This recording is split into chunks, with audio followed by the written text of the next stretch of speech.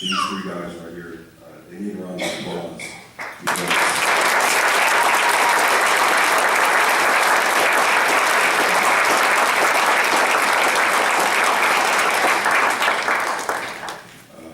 like I said, they help me out tremendously. Without them, this probably wouldn't be possible. As y'all know, it was short notice. I don't think Josh would have noticed that he was going to do this to us. So, unfortunately, that's why we're here. So, like I said, these guys really happen.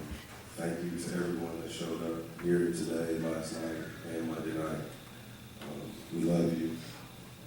Joshua, we miss Mom. I love you. You got me. If you need anything, I'm here. You know it. Christine, where you at? Thank you to Tiffany, Mel, Dave. You know, we're here for you. Carrie, Kat, Damon. I mean, just the family as an entity. It doesn't end today. It's not over today. They're going to need your support. Days, weeks, months, years. You know, he has a great son in David. I've always loved that little dude. Like, I don't know what it is. He has a smile that just doesn't quit. Since he was little, like I've always told Stacey, you know, get him. He's fun. You know, some kids are brats. He's not by any means. It's not talking about myself. But yeah, thank you so much for everything you've done for my lady and JB. Mama V is what I call her affectionately. That's my Mama V. And Tiffany, they're going to need you guys. So, the mic's open. Like I said, come and share stories with her. She needs it.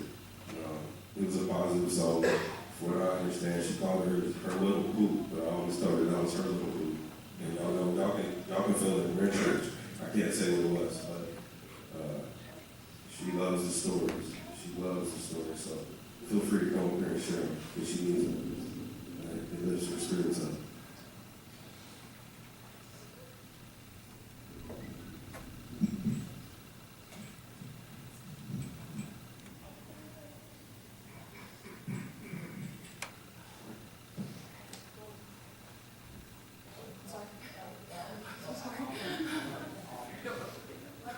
Hi everybody. For those who don't know me, I'm Robert. I loved that man. He was such a beautiful soul. He went through so much, and he came through it out on the other end just blazing. He was doing so well. There's an article that I post all the time. I read it all the time. Some of you may have seen it. It's been viral on Facebook before, but I know some of you haven't heard it. And I want to read it. I wasn't able to actually find a physicist. I did Google physicists in Omaha, and I wasn't able to find anybody on such short notice to say this. But I want to read it. Please bear with me if I have a little trouble. You want the physicist to speak at your funeral. You want the physicist to talk to your grieving family about the conservation of energy so they will understand that your energy has not died. You want the physicist to remind your sobbing mother about the first law of thermodynamics, that no energy is created in the universe and none is ever destroyed. You want your mother to know that all your energy, every vibration, every BTU of heat, every wave of every particle that was her beloved child remains with her in this world. You want the physicist to tell your weeping father that amid the energies of the cosmos, you gave as good as you got.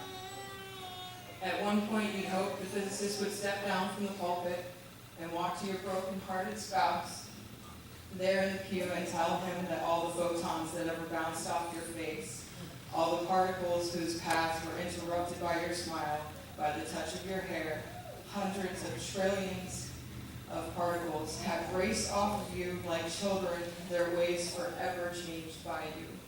And as your widow rocks in the arms of a loving family, may the physicist let her know that all the photons that bounced from you were gathered in the particle detectors that are in her eyes. Those photons created within her constellations of electromagnetically charged neurons, whose energy will go on forever. And the physicist will remind the congregation of how much all of our energy is given off as heat. There may be a few fanning themselves with their programs, as he says it, and he will tell them that the warmth that flowed through you in life is still here, still part of all that we are, even as we who mourn continue in the heat of our own lives. And you'll want the physicist to explain to those who loved you they should now have faith.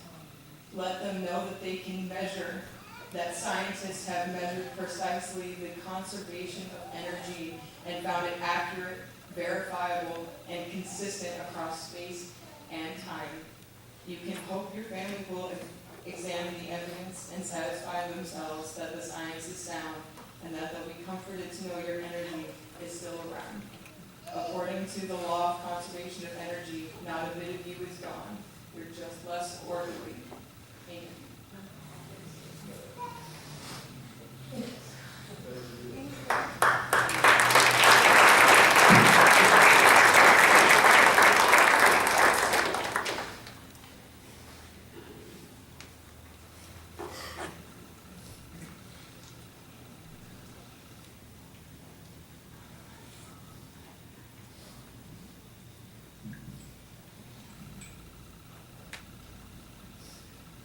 I don't know if many of you know me, but I was Josh's mom, and all I've got to say is thank you for giving your love to my son. That's all I've got to say. Thank you.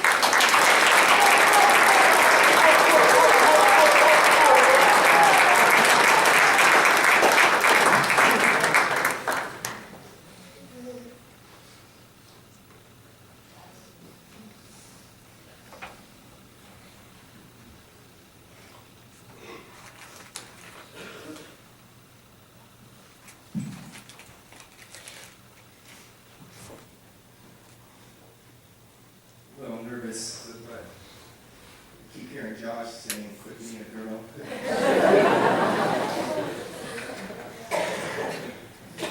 Me and Josh, we met in 6th grade. And first time we met, he asked me what my name was. My name's Josh. So yeah, that's pretty awesome. we were having very good lunch that day. And I had this little butter packet that I couldn't get the butter out of the packet. So I flicked it, and it landed right in Anthony Leonard's head. And someone looks over and says, Josh did it. So Anthony opens the milk carton and pours it on Josh. Friends ever since.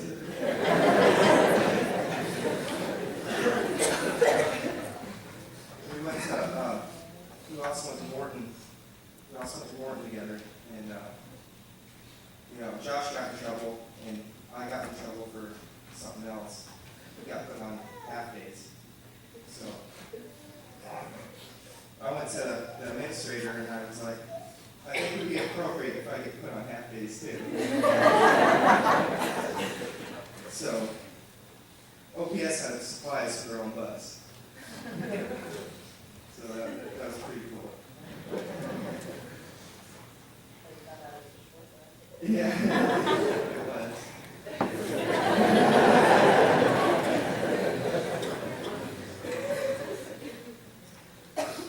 When we were in high school, we were freshmen, and went to our first football game. And Josh decided to come stay the night.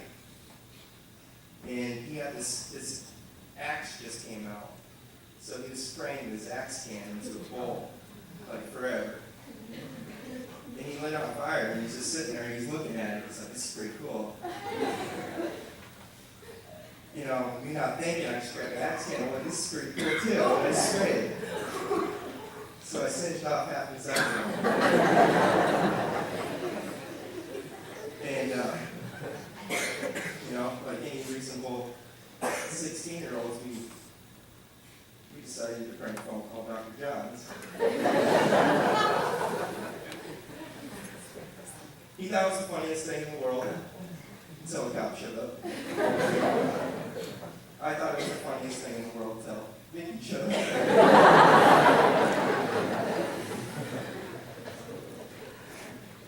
When we got out of high school, Josh calls me up one day. He's like, watch the History Channel and smoke? Yeah.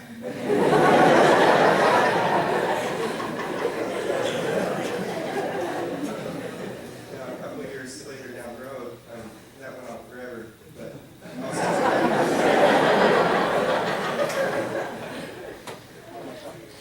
he calls me up while I'm at work, and he asks me if I want to hang out. Yeah, I want to hang out. What are you doing? Watching the History Channel with your dad at your house.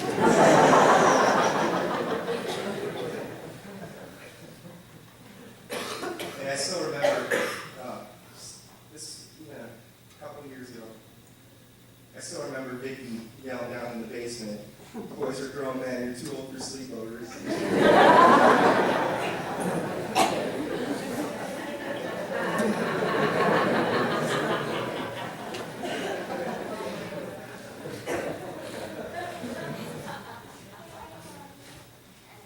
Josh he was there for me a lot.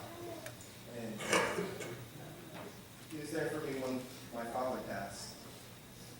And I was having a real hard time when I was drinking a lot. He called me up when I was going through that, and he wants to come pick me up. Well, I get in the car, and I pass out in the car. Woke up the next morning, and I'm like, "Where are we at?" "Oh, you're in Colorado."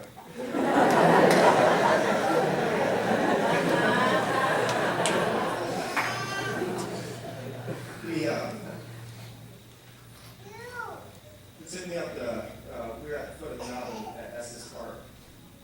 He's like, "Let's go get some pie." So we went to the top of the mountain, got some pie, and smoked. But he told me that these words will stick with me. He said, "Try not to worry too hard about it. Because if there's one thing I know for sure is we are life. How could we be anything other, anything else?" And those words really stuck with me.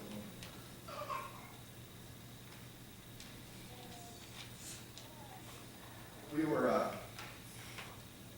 eating lunch about 2 weeks ago, I think less, and we were hanging out, It's like, "Man, we're taking care of ourselves."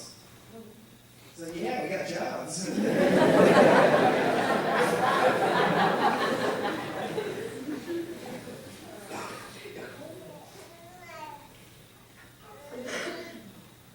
Josh is my best friend. I will miss him a lot.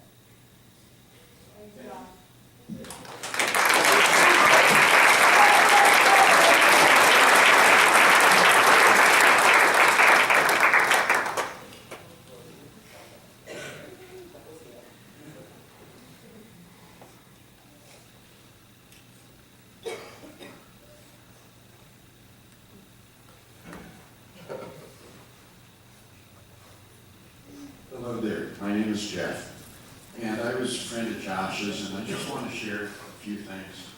First of all, he's not gone. If he's here in your heart, he's with you the rest of your life. Please continue to share stories and keep them alive. I also want to share some words with you, because people will come into your life for a reason, a season, or a lifetime. When you know which one it is, you will know what to do for that person. When someone is in your life for a reason, it is usually to meet a need you have expressed. They have come to assist you through a difficulty, or even to provide you with guidance and support. Maybe to aid you physically, emotionally, or even spiritually. They may seem like a godsend, and they are. They are there for the reason you need them to be. Then, without any wrongdoing on your part, or even at an inconvenient time, this person will say or do something to bring the relationship to an end. Sometimes they die. Sometimes they walk away. Sometimes they even act up and force you to take a stand. What we really must realize is that our need has been met, our desire fulfilled, their work is done. The prayer that you sent up has been answered, and now it is time to move on. And then some people come into your life for a season because your turn has come to share, to grow, or to learn. They will bring you an experience of peace or even make you laugh. Josh did that a lot. They may teach you something you have never done. They will usually give you an unbelievable amount of joy. Believe it, it is real, but only for a season. Then there are lifetime relationships which teach you lifetime lessons, things you must build upon in order to have a solid emotional foundation. Your job is to accept the lesson, to love the person, and put what you have learned to use in all other relationships and areas of your life. It is said that love is blind, but friendship is clairvoyant. I think we can all thank Josh for being a part of our life, whether it was for a reason, a season, or a lifetime.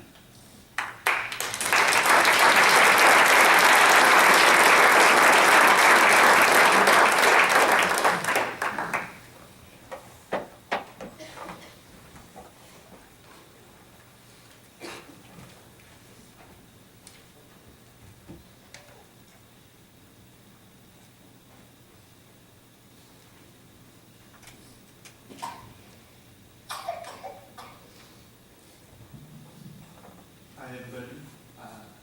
I did not know Josh very well. I met him maybe 3 times. I'd heard him speak once. And that one time I heard him speak, he spoke with more compassion and conviction for his friends, his family, and his people than anyone I've ever met. And for that, he has had my highest respect. Same later, I guess.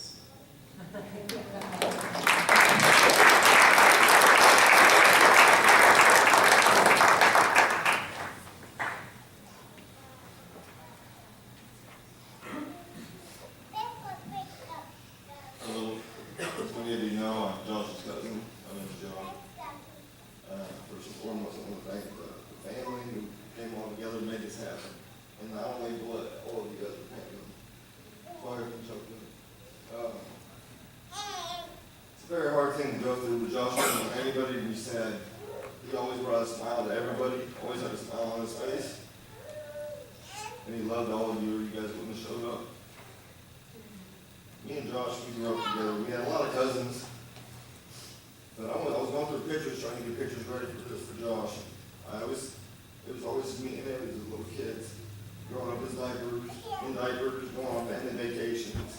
We went to our first concert together in Boy Scouts. And it was a Weird Al Yankovic. But then later on in life, Josh took me to my actual first concert, and that was Red Rocks, man. It was awesome. Bass actor. We were in Denver. Mickey was with us. It was an awesome time. I'll never forget it. And that's for the times I want everybody to remember. It was good times. Thank you for all for coming.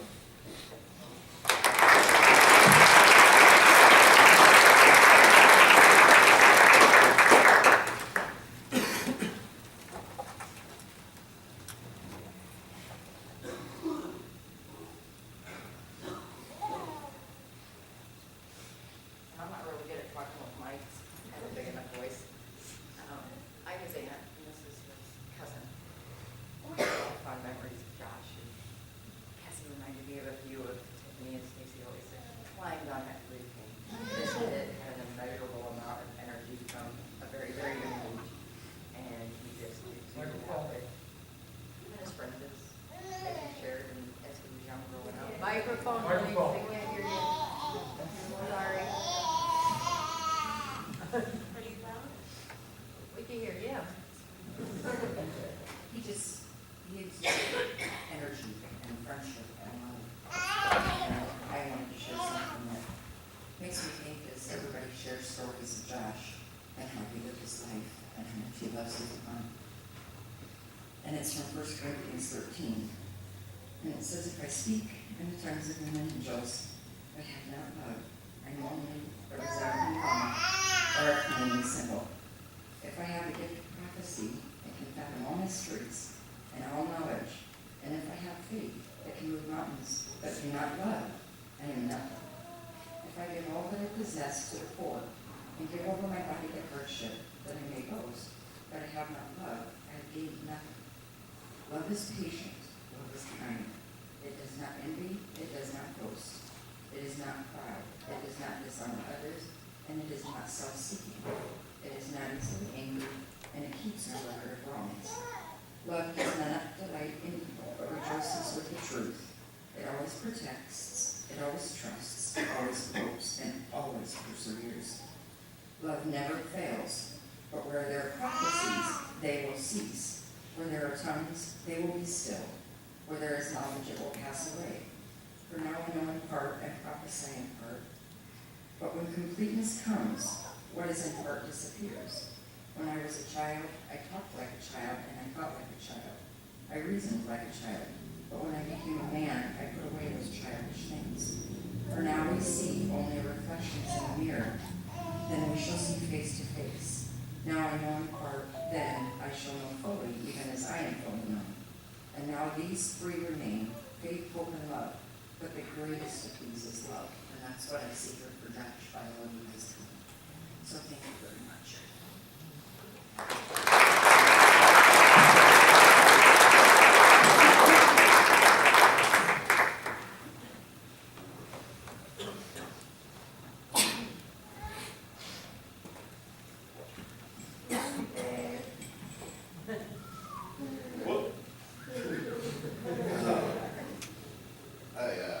Just keep it short. Josh, we got Josh a job about a year ago.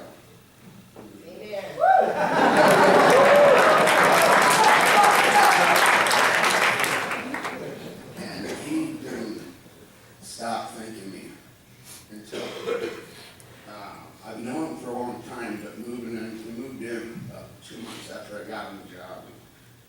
And, it was really good getting to know him. He became my brother, very much so. I pissed him off a lot. But he always told me he loved me.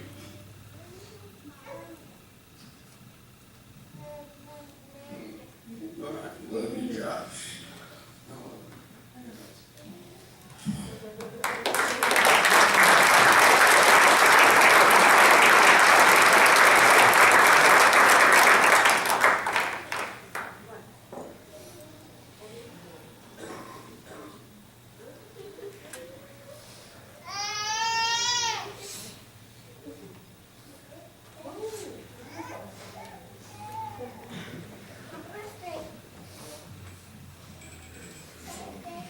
I've known Josh for a couple of years. It's funny, I think it's a big testament to how he was as a person, by the fact that me and him actually did not get along when we met. We actually had a really rough first impression of each other. And I grew to love him, and I think that just shows how much of a hurt, because a lot of people who know me know I can hold grudges, I can hold things against people. And the fact that I was able to look past it and confront them is a big testament to the love he had to give. And I mostly just came up here to say, just sitting when he's curious. The 4 other people in this room, 5, 6 other people in this room who were there the last couple of days when he was out of town last week, anyone can attest that he had the time of his life. He had probably the best, from what he was just telling me, seeing on his Facebook, he had one of the best 36 hours of his life from the time he left Omaha to the time he stayed with us. But he was able to see his favorite band. Well, obviously the Grateful Dead has this deep space and deep place in his heart. But he's also extremely passionate about STS9. And a few of us were there with him, and he was saying the whole way down, he was like, all I want is to hear the rabble. He's been following STS9 for years, and he just wanted to hear the rabble. It's the only song he's ever chased, and it's the only song he's ever heard. And it's funny because it's pretty well played song. And like that night in Lawrence, it was the second to last song on set, and they played it. He just lost it. I've been to a lot of shows, I've seen a lot of people passionate about a lot of music, but I've never seen someone just lose it like he did at that moment. You can actually hear in the recordings of the show, you can hear him yelling from the balcony. Like we were first in line, we had the best seats in the whole venue. Like I just want to say, he went out exactly how he would have, and he would have never wanted any other way. I feel honored to have been there with him and stuff, and I know anyone else in this room who was there feels the same. And I just want to share that he had a great last couple of days, and just that he was single-handedly the most loving person I've ever met, and I miss you, man. Thank you.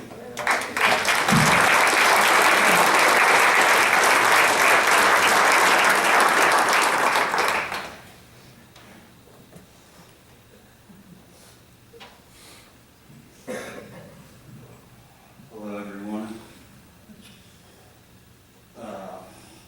When I first met Josh, it was my very first music festival. I kind of went rolling solo, not knowing what to expect. Friday night, just kind of wandered around. Saturday night, same thing kind of happened. Seen all these people around, and I really wanted to get introduced to everybody. Didn't know how to do it. I guess Sunday, when everybody was just feeling pretty awesome that morning.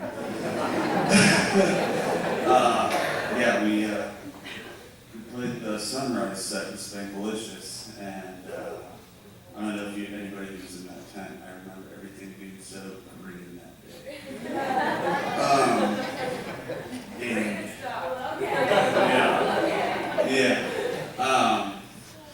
So after I kind of got introduced with everybody in that tent that morning, I kind of followed everybody back to their little couch area around the fireplace, and about this time I had no money whatsoever. I'd spent everything I had. I think I had just a pair of shorts on, not this, about all I had.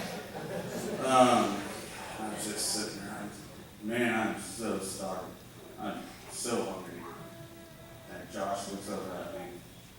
He said, man, you can find anything in that cooler that you want, be happy to help you out. And that's kind of where we first met. Josh offered me whatever I could, whatever he had.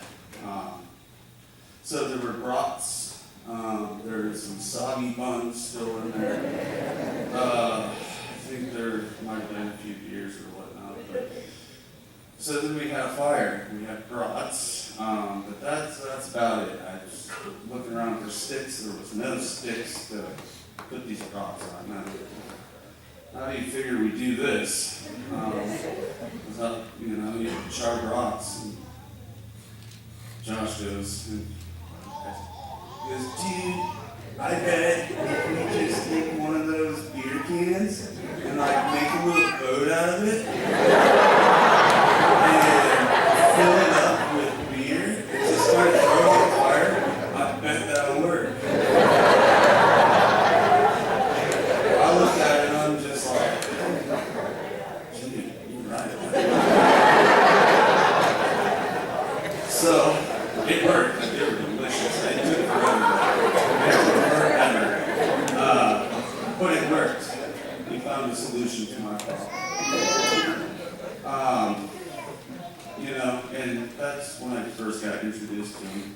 I didn't really talk to him a whole lot after that. It wasn't until we became real close. Both of us got ourselves into some trouble. We're at the Douglas County Corrections. I was in there first. I had dermal piercings and I couldn't take them out, so I got put down on lockdown. Okay, this is the room where you sit there by yourself. You're not allowed out at all. Well, I guess it was like 2-3 days later. I've been in there, and I look out the window and I see these dreads just sitting there. He's rolling and flipping. I'm just like, turn around, bro. I know it's you. Turn around. It was Josh.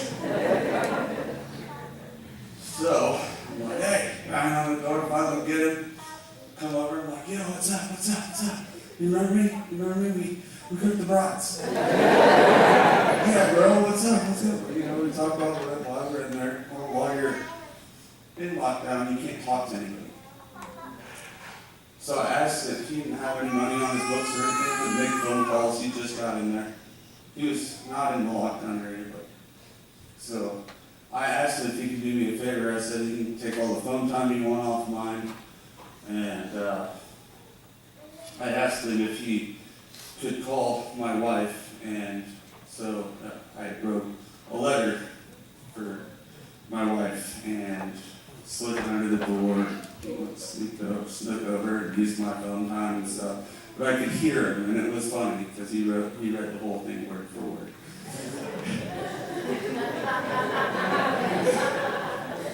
So, I mean, listen to Josh talk to my wife like he's doing this. It all started off. I lost it right in the beginning. It was, hey, baby.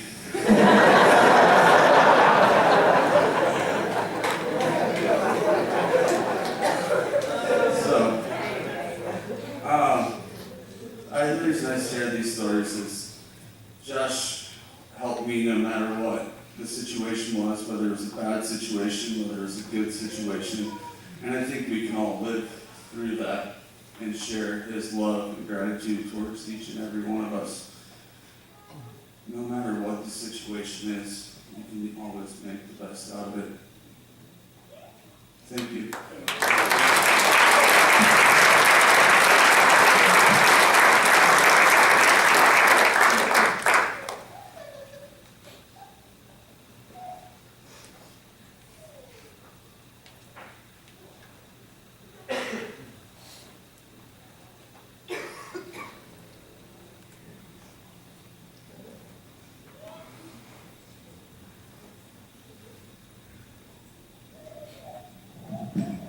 Hi guys, I'm Shelby. I met Josh about 8 months before he got his dreadlocks, and he told me that he wanted them so bad. And I told him I could help him out. And he's like, "Are you sure? Are you sure you're gonna be able to do this?" He's so worried about it, and so worried that his hair would get so messed up in the process. And I told him that anything that's worth having is not going to be easy. And, he just put his faith in me that I'd do his hair right, and. But a month after I did his hair, he messaged me, he's like, "This isn't going so well, and I don't know what to do, and I'm falling out, and can you help me, please?" And I'm like, I just kept reminding him, anything worth having isn't going to be easy. And every time I've seen him since he's had him, which has been, 5 years, 6 years, and every time I see them, I keep telling them, they're getting better, dude. They're amazing. They're awesome. And I'm so fortunate that I got to say the words that I got to say to him probably the first week of January. I said, I know we don't talk much anymore, but I have so much love and so much respect for you. And he told me that I'm one of the most positive people that he's met in his life, and that, he changed. He thought about a lot about what I said with all of that, and the meditation it takes, and helping him get to where he needs to be. And I'm very grateful that I got to share that with him, and that I'm sorry, guys. that we all got to come together and be a part of, this unfortunate day, but thank you guys for being here, and thanks for letting me share that with you.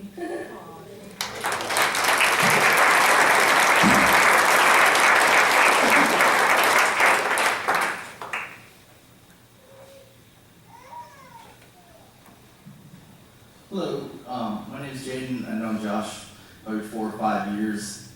He's the biggest music lover I ever met. I thought I loved music. No. Not like Josh did. Lived it, breathed it. The last time I saw Josh, which is what I want to share with you. I was at a concert about a month ago, and another one of mutual friends had passed away about a month prior to that. So Josh, we're at the show, hanging out, walking out. Josh comes, grabs me, and he's like, "Hey," come outside. He's like, "I just want to talk to you. We haven't caught up in a while."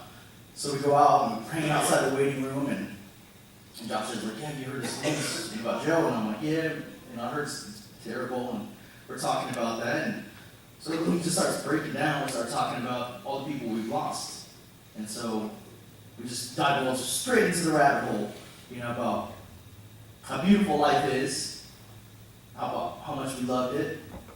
Josh had things in his life that he had to overcome, similar things to myself. And we talked about how thankful we were where we're at, and that we were both at peace, that if we both passed, that we'd be okay. That we made our peace in life, and we had known that we had a positive legacy. And once I heard, he passed, this conversation just, but that was the last thing I talked to Josh was about life and death and losing, and coming to terms that it's going to end, but it's okay. And I'm so thankful that he got to share with me that he got to that point. He got to that point where it was okay. He knew that at any point that he was taken from us, that he lived a beautiful life, and he knew it. And I'm very thankful that I got to hear that from him, and help me come to terms with my own mortality. And I just want to share with you that to the very end, Josh, he knew how much he loved you guys, and he knew how much he affected you, and he told me that night. So I just want to share that with you.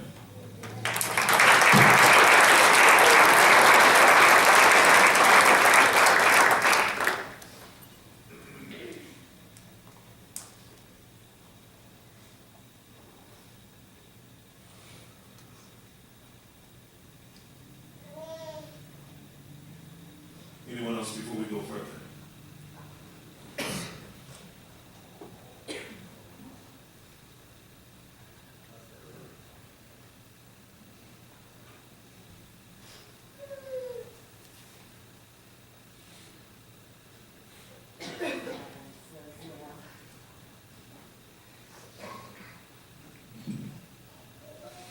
Hello, everybody. My name's Jared.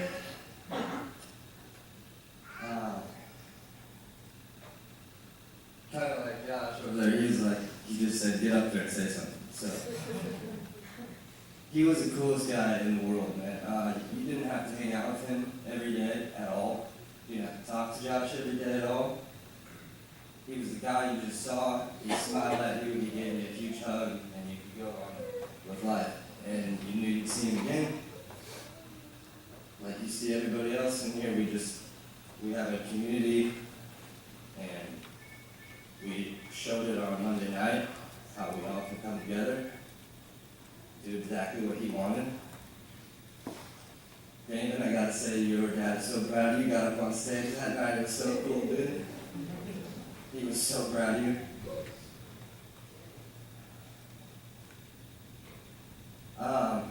But yeah, I met Josh, I don't even know when we met. He was always that guy that I wanted to go up since at the show and be like, "What's up, dude?" And it slowly became a friendship. And one time, it was probably 4 years ago, we put together a party bus, and we got a hold of each other. We took it down to Lincoln when it saw widespread panic, and I was like, to my roommate, I was like, "Dude, Josh Johnson's on our bus right now." Like, I was like blown away by that. I'm just honest, but he was just a cool dude. He gave a shit. Even if he didn't, he did though. And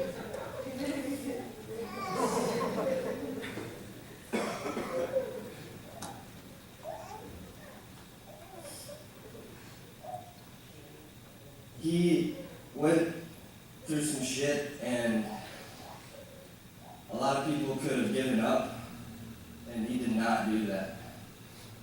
And I feel like that's something I'm going to take on with me for the rest of my life, because that's what you want. And I have a tattoo on me, and I didn't even realize it, but Josh was like the person that never gave up. And we have to do that every day. We can't give up. For him, for yourself, for everybody. He was just that guy. He was just that guy. Just didn't have to have a huge friendship with him. I didn't even know any of his family. You know, you guys are with us forever. Alright? So, I guess with that, we just have to go on every day and fuck the bullshit. That's what it is, man. Love you guys.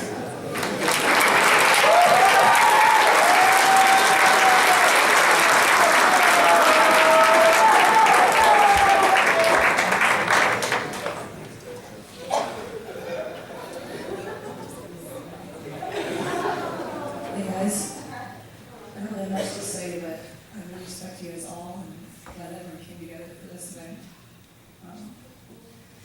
Josh meant the world to me. He was there through probably the hardest time of my life. About 6 years ago, 8 years ago.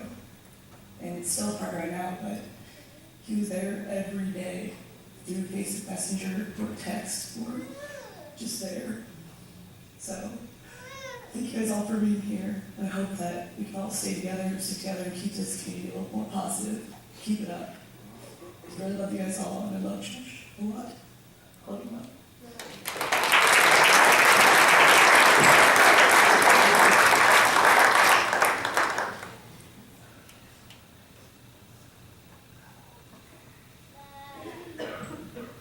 Hi.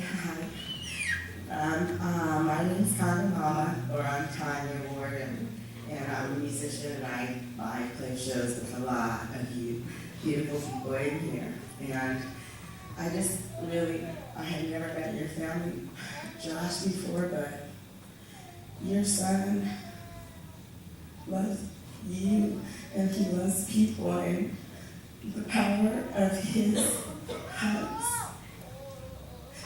made everything go away. And the words that he said, I had 2 car accidents back to back just a couple of years ago, and I had to stop playing shows, and I'm a percussionist, I'm a singer, and so many beautiful people in here come to the shows, and that's what Josh is about. He's about love and music and positive vibes and hard times and shit, like old boy just said. And that was Josh, So I can tell, Monday night, I think I wrote, we were in a sea of love. And I've been to shows, I played for small, tiny places, I played for big places, California, and traveled, especially Fluff Ramblers, so they come here and play, and that's where we were.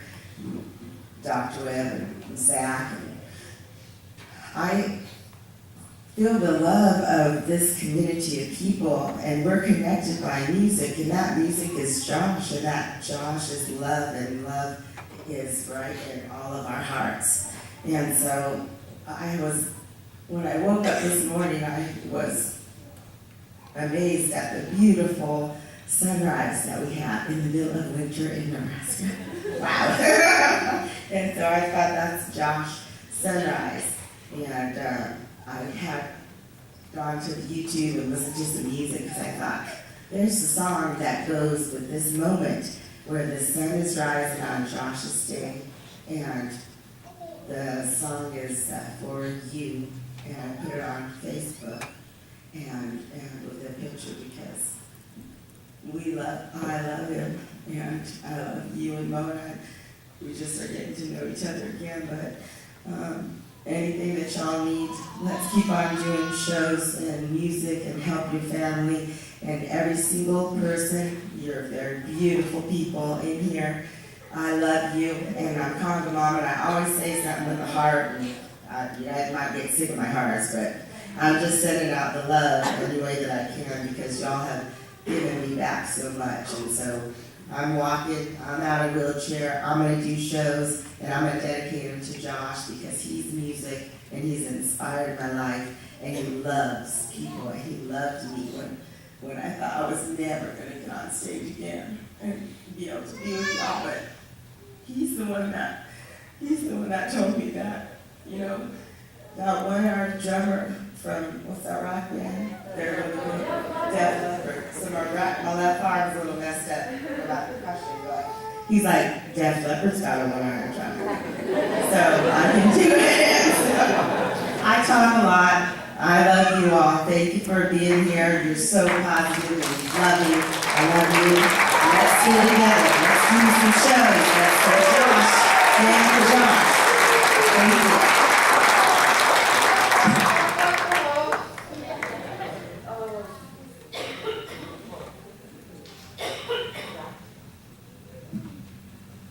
Hey everybody, I'm Josh's son, and well, he used to take me places, and I really liked it.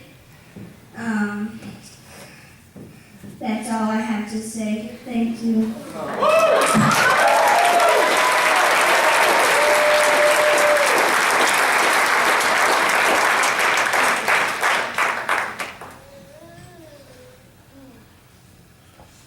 This whole thing sucks for me, period.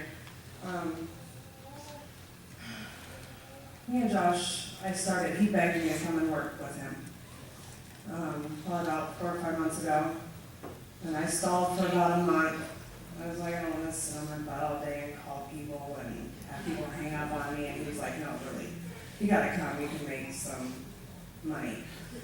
And I had just lost my job and I was just contemplating it, and then he was like, I was getting ready to go on one day, and I was like, Josh, you know, I was like, I'm on my way to work, are you there? And he was like, oh, I'm thinking about changing companies. I'm like, you've been begging me to come down for a month, and I come down, and I'm like, okay, well, let me know what you want to do, whatever.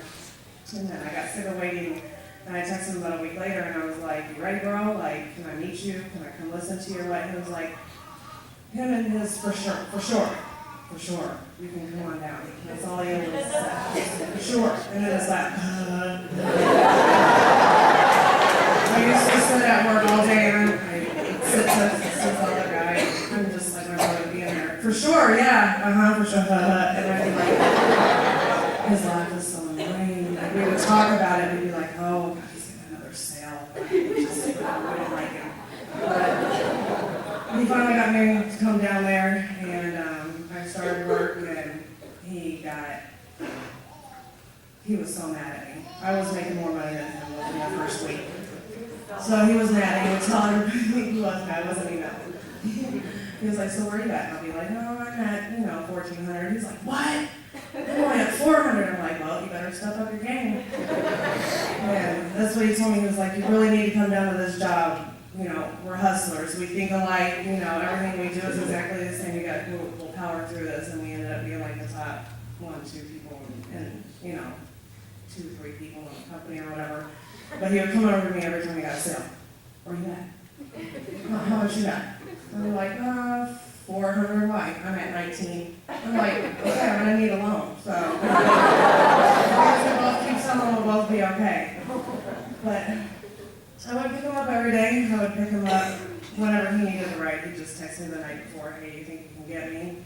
Mel's got to work or whatever. And I'd be like, yeah. So if I wasn't picking him up, we were going to lunch. And he would just come over with his hands in his pocket. Where do you want to go to lunch at? I don't know, you pick. Okay, well, I'm good with whatever. And I'm just like, okay, so we'd pick a spot, and we'd end up there, we'd go eat, we'd talk about politics. Whatever was on the news, me and my brother talked a lot. But unfortunately, we really only talked a lot within the last 4 months. I mean, we talked as brother and sister, but as far as getting to know each other intimately, it didn't really happen until the last 4 months.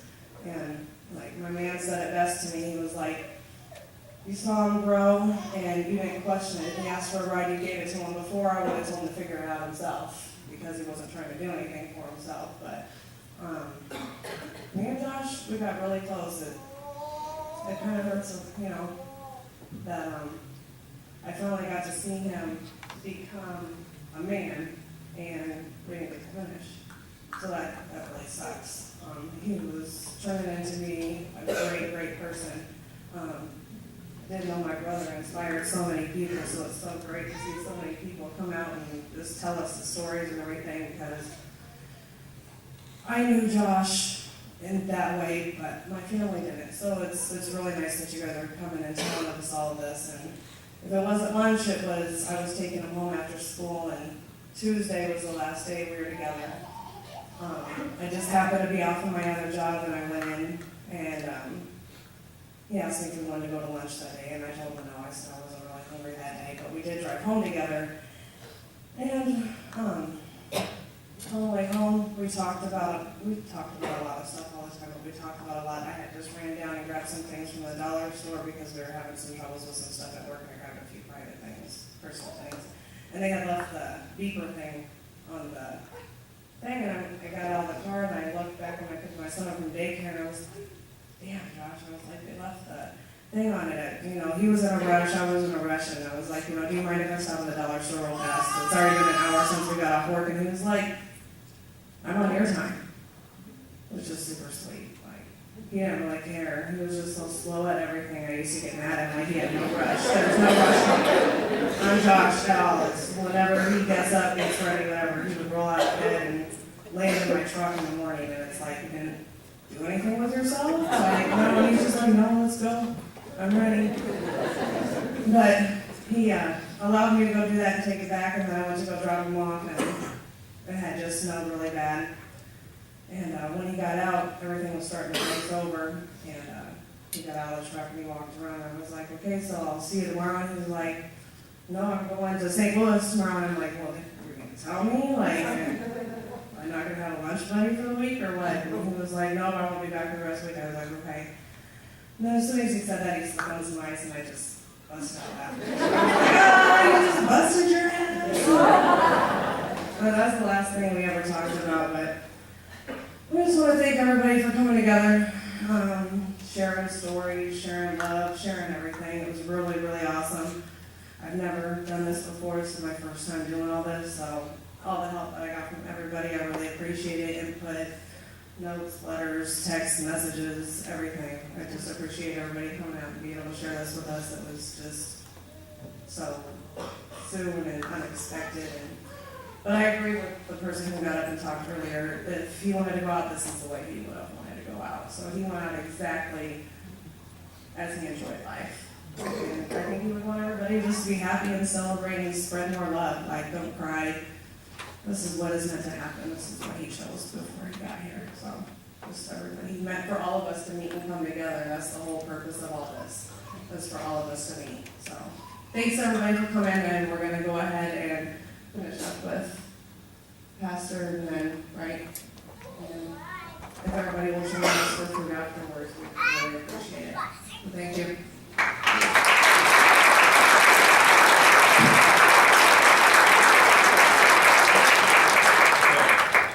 One young man over here, John.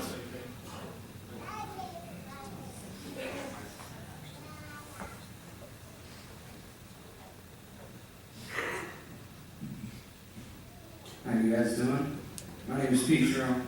I just want to say about music, I would have never met Josh. OSU, you guys are a huge family. Never seen anything like it. You gotta look out for yourselves. You gotta watch each other's backs. You know, we don't need stuff like this happening. It's tough. It's hard. Josh was super dope. Every time I was rocking the stage, he was right there in front of me. Last time I seen him, we just sat night out talking about music. He would take the time to talk to anybody about anything. I had a chance to rock with his son on stage. Super dope. Big honor. Huge honor. Keep your heads up. Watch each other's back. This is a family. So just remember that. You gotta watch out for each other and yourselves. And just remember, you won't want nobody to be upset. That's one dude that would not want anybody to be upset about none of this. So keep your heads up. Let's party for him.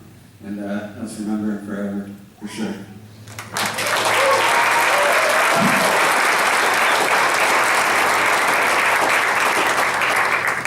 Thank everyone for the reflections and the remarks about Josh. I understand from what I've heard that he was a pretty good young man.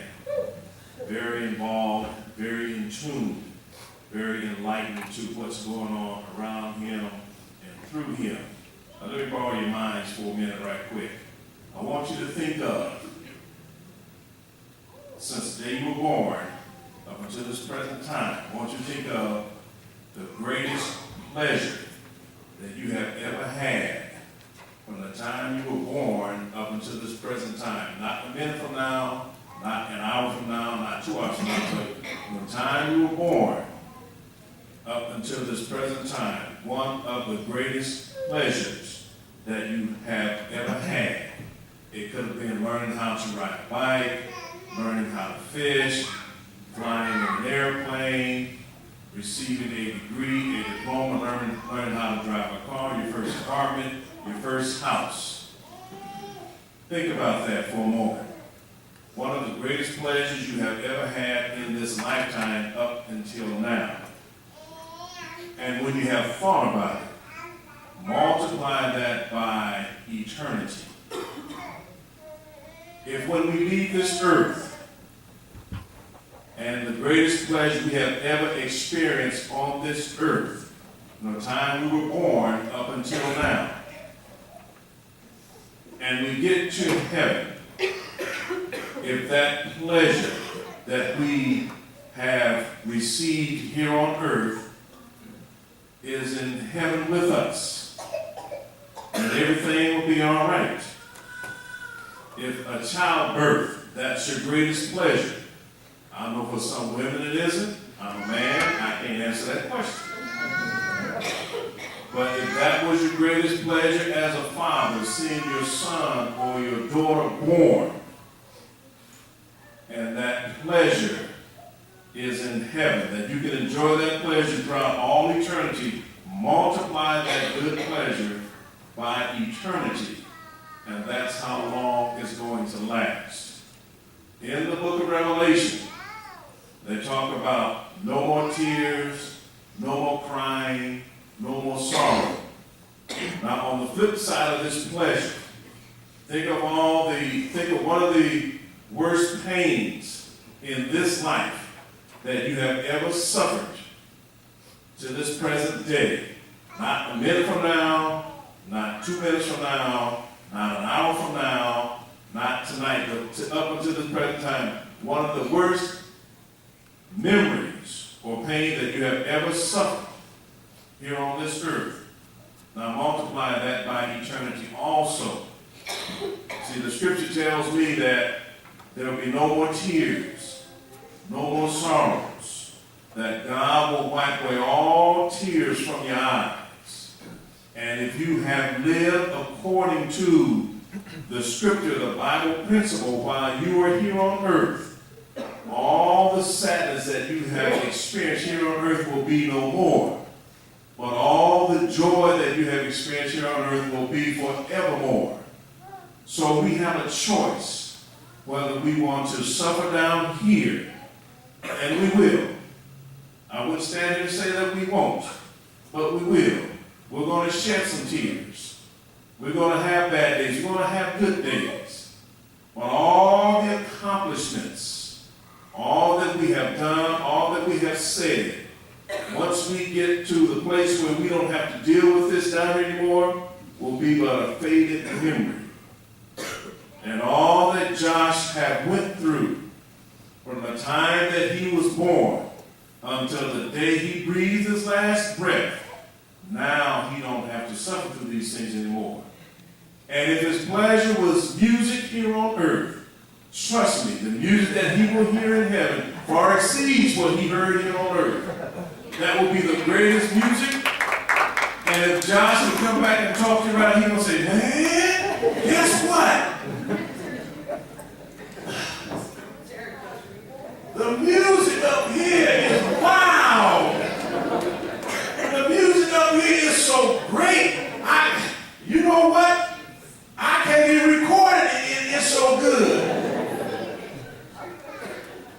If music was his greatest pleasure here on earth, what he's hearing in heaven is far greater than what he hears on earth. Melodious sounds, sounds that he has never heard before. Music that, and it won't be rap music, I guarantee you that. You know that. It won't be any headbanging music, I guarantee you that. It will be music unto his ears. It will be music that he could just stand there all day and listen to. His greatest pleasure here was music on earth. Multiply that by eternity, that he will hear forevermore. And let me leave this with you. If your greatest pleasure here on earth, if you have been robbed of your greatest pleasure here on earth, leave it alone. Because there are some pleasures that are far greater than what you have been robbed of.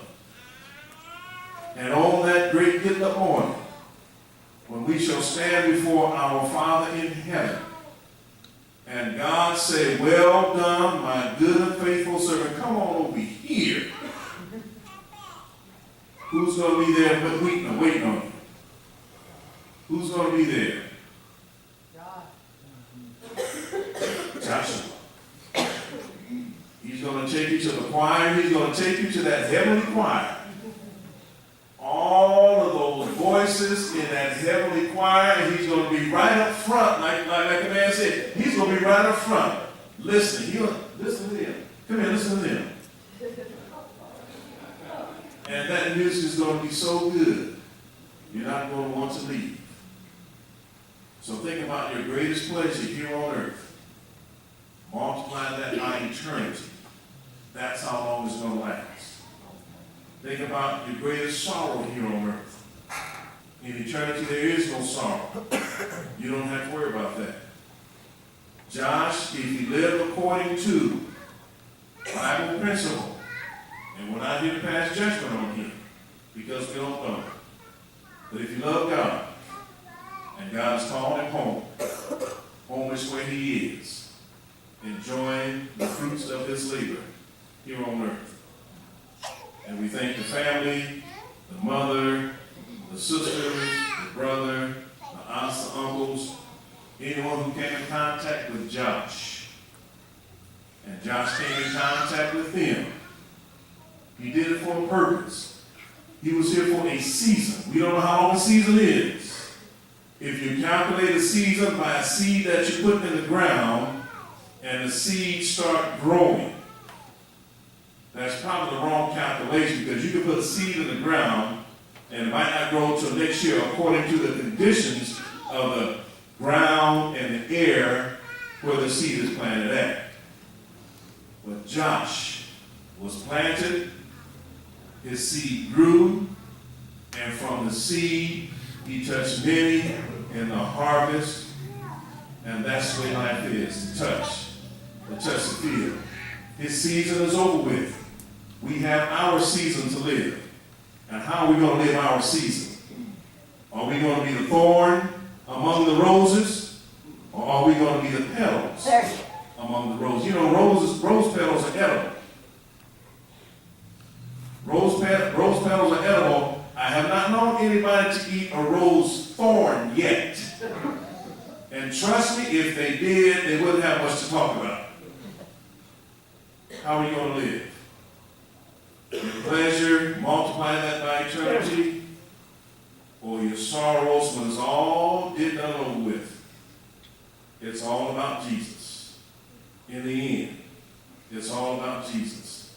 It's all about knowing who your Savior is and where you're going to end up at when you leave this earth. It would be nice to know where we're going. To trust in Jesus Christ and give your life to Jesus Christ. There's nothing wrong with it. I did it a long time ago, and I haven't missed it, and I love music. My son will tell you I love music. I was the greatest music fan ever. You asked me about a song, I can tell you about it. But my rhythm has changed. Josh's rhythm has changed. His tune has changed. The words to his music have changed. Because he's listened to the greatest music that ever was. That is that heavenly choir. That's the greatest music. That's his pleasure. It is multiplied by eternity. The music. Thank you to the family. And as we close and as we recession out, we will listen to a song by Frank Sinatra. Let us stand, please, and we'll follow the family as we session out.